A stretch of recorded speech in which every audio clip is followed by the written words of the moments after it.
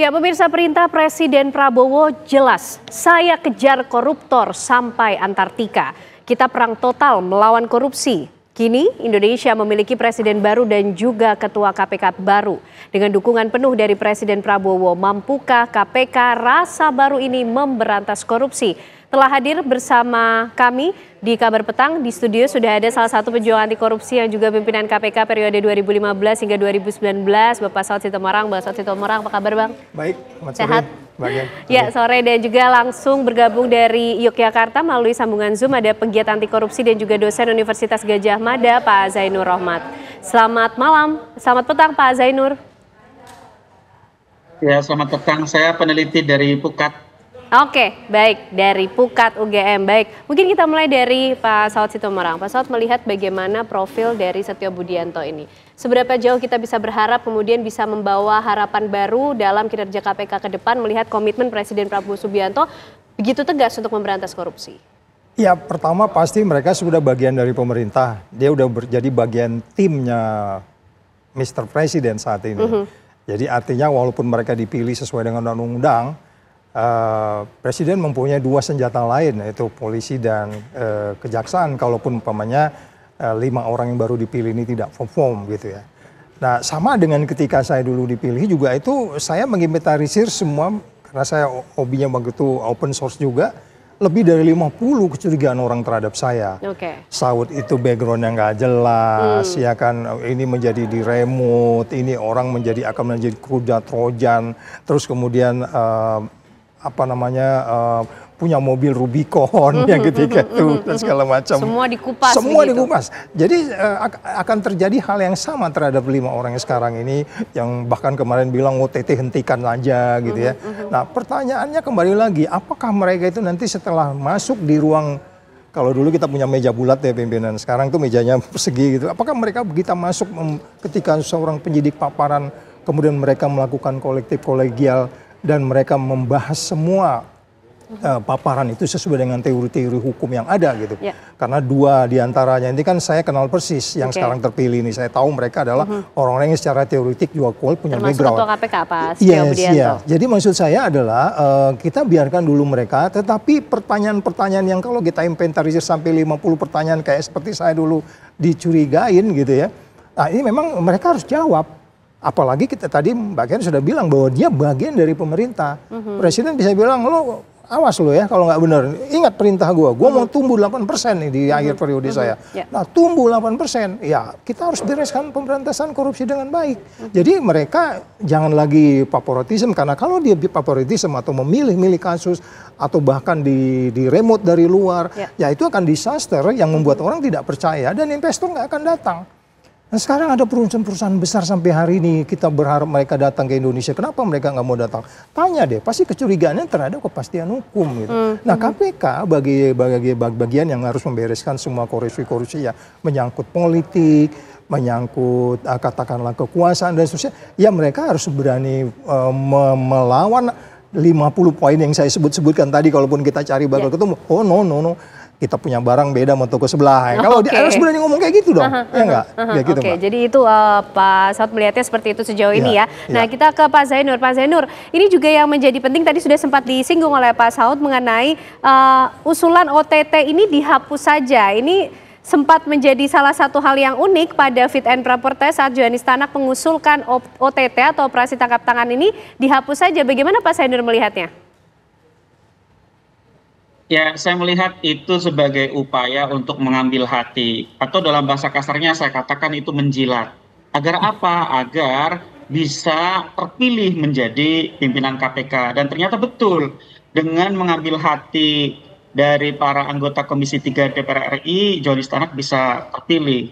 Nah, kalau ini nanti akan tetap dijalankan ketika menjabat, menurut saya bahaya sekali. Mengapa? Karena di dalam KUHP itu nyata. Tangkap tangan itu adalah istilah hukum, sedangkan operasi itu adalah istilah populer untuk menjelaskan adanya bentuk-bentuk persiapan. Menurut saya operasi tangkap tangan itu secara real ya, meskipun ini adalah istilah yang populer, itu digunakan untuk berbagai macam bentuk tindak pidana, tidak hanya korupsi. Misalnya kemarin bahkan untuk korupsi pun kejaksaan, institusi tempat dulu berdinas Pak Tanak juga baru melakukan OTT terhadap hakim di Surabaya, 3 orang yang mengadili perkara Ronald Tanur begitu ya. Atau misalnya dalam kasus-kasus narkotika, dalam kasus terorisme itu juga ada bentuk-bentuk persiapan untuk dapat melakukan tangkap tangan terhadap para pelaku tindak pidana. Sehingga menurut saya kemarin memang ada jawaban-jawaban asal dari para calon pimpinan itu sekadar untuk mengambil hati dari para anggota DPR, karena anggota DPR itu adalah orang-orang para penyelenggara negara yang paling takut terhadap operasi tangkap tangan. Kalau kita lihat statistik, mereka menjadi salah satu yang paling banyak tertangkap tangan karena menerima suap secara melawan hukum, sehingga wajar ketika kemudian anggota DPR ini mencari orang-orang yang tidak berselera terhadap operasi tangkap tangan itu. Padahal kalau kita lihat, Mbak, operasi tangkap tangan itu sangat penting. Untuk apa? Mengungkap jenis-jenis tindak pidana korupsi suap. Suap itu sangat susah dengan case building. Kalau pasal 2, pasal 3 silakan case building. Tapi kalau suap itu kan tertutup, hanya dilakukan oleh pemberi dan penerima. Sehingga model-model operasi tangkap tangan ini tetap merupakan satu langkah yang penting, Mbak. Oke, baik, itu pandangan dari Pak Zainur. Kalau Pak Saud melihatnya berbedakah dengan pandangan Pak Zainur? Dan juga yang menarik juga nih Pak, dari pimpinan KPK yang terpilih tidak ada yang berasal dari sipil. Ya, itu kembali lagi, tapi ini punya plus minus ya, punya kelebihan dan kekurangan gitu. Kalau lihat dari apa yang kita sebut kalau kita mulai proses penyelidikan pemberantasan korupsi katakan, tim ini kan lengkap ada di sana semua. Ada hakim, jaksa, dan kemudian BPK, tukang hitung ya gitu. Nah itu sebenarnya itu advantage. Sudah lengkap begitu. Ya advantage sebenarnya itu mereka punya advantage. Tetapi advantage itu kan menjadi disadvantage kalau dia favoritism, conflict of interest dan seterusnya. Itu yang saya katakan kembali lagi.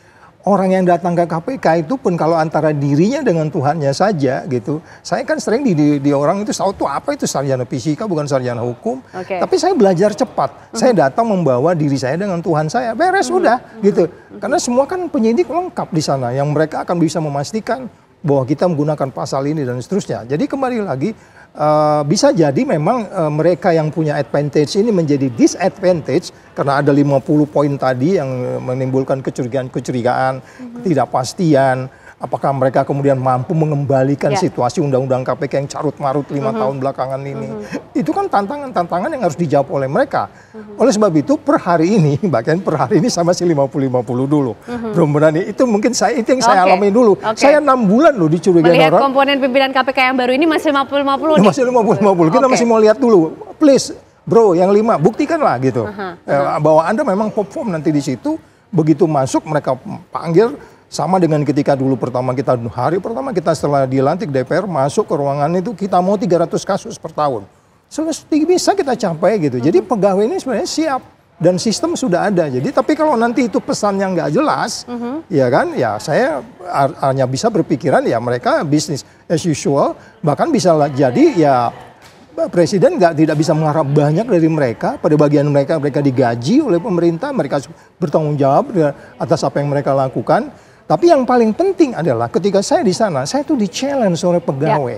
Jadi jangan sampai KPK itu nggak mau di-challenge, jauh dari civil society, nggak berani ngundang datang. 5 tahun belakangan ini, baru belakangan ini aja datang untuk kemudian, karena bagaimanapun ya, teman-teman di luar yang melihat itu kan akan lihat itu gedung tuh bobrok, itu gedung ini bolong-bolong, itu lampunya. Ini orang di luar tuh akan menjadi lebih baik untuk menjadi bagian dari sparring partner kita.